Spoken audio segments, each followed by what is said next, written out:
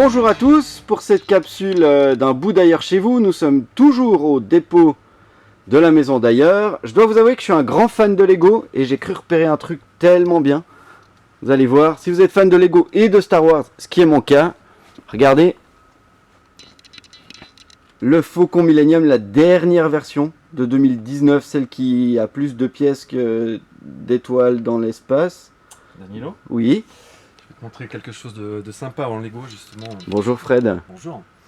Le Star Wars c'est très bien, mais tu vois dans les premières conceptions par exemple, Incroyable. là ça ne porte pas encore l'appellation de Lego de l'espace ou Ouais. Space. Donc on est encore dans la numérotation continue des boîtes Lego. Mais c'est dans les premières pièces de ce type-là. Oh là là, on voit que l'emballage a bien son âge. C'est ça, une très belle coupe de cheveux. Très belle coupe de cheveux. Voilà. Ici, effectivement, on essaye de recenser un maximum de jeux et jouets qui rappellent la prépondérance de la science-fiction dans notre imaginaire. C'est pour ça que tu pourras voir là les vieux Transformers, les vieilles boîtes de Transformers, les maîtres de l'univers ou les chevaliers du Zodiac. Et toi, tu nous as sorti quelques très belles pièces aujourd'hui? Oui, je t'ai sorti quelques pièces juste pour le plaisir, puisqu'on Ah. on est tous confinés et forcés un petit peu à s'occuper comme on peut. Regarde. Oh, un Goldorak, Voilà. tellement bien. On va s'adresser à notre propre génération, donc on se souvient tous de Goldorak. Et tout est en japonais, c'est juste? Oui, absolument. Ça, c'est des produits dérivés qui sont récents, qui sont des sortes d'hommages à ces pièces qu'on a eues gosses. Alors forcément, c'est des vrais faux jouets, parce que tu as tous les éléments pour reconstruire le robot géant. Ça, c'est vraiment le cadeau de Noël. Bon, ça, c'est une pièce de collection aujourd'hui. On va dire que c'est une pièce de collection, en tout cas, qui rappelle la prépondérance d'une forme de mythologie populaire aujourd'hui. Montrer d'autres choses qui sont plus ou moins rigolotes. Ce jeu-là, Incroyable. qui date des années 80, qui est une sorte de jeu électronique extrêmement complexe, Et qui est un Star Wars, qui est déjà. un jeu Star Wars qui permet effectivement de se battre, de se confronter dans l'espace avec son X-Wing contre des TIE Fighters. Bon, c'est simplement une sorte de bataille navale Ouais, électronique, mais tu vois la complexité de la chose, c'est très très drôle.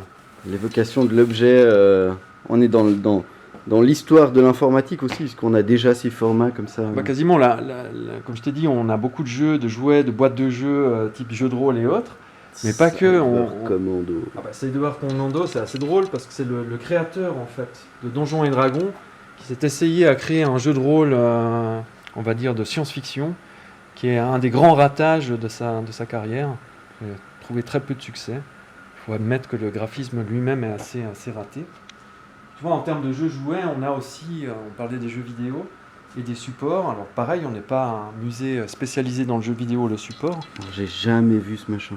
Ça, c'est une PC Engine. C'est vraiment une console typiquement japonaise qui a eu son heure de gloire, surtout au Japon, en même temps que Nintendo, et qui s'est concurrencé longtemps contre eux.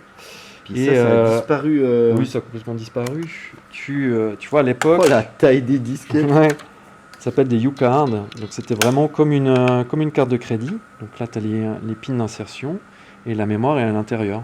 C'était quand même quelque chose d'assez classe pour l'époque. Et ce Puis il y avait une version CD qui est sortie pas longtemps après. Ok. Et ça, ces trucs, tu les pluguais sur ta télé. C'est vraiment une console de jeu telle qu'on peut l'imaginer aujourd'hui, quoi. Ok. Donc voilà en gros une sorte de vision globale de type de pièces qu'on peut conserver ici. Une sorte d'amalgame un peu foutraque peut-être, mais qui rappelle aussi combien notre culture et la culture populaire notamment l'est, et c'est une cartographie intéressante. Et puis, le choix, il se fait par rapport à nos expos qui viennent et par rapport à l'actualité de l'évolution. Alors le choix est double. D'une part, il y a un choix, on va dire, conscient, de dire on crée des zones d'intérêt parce qu'il faut quand même parler de l'univers du jeu vidéo, il faut parler du jeu de rôle, etc. Donc là, c'est dans la continuité des collections.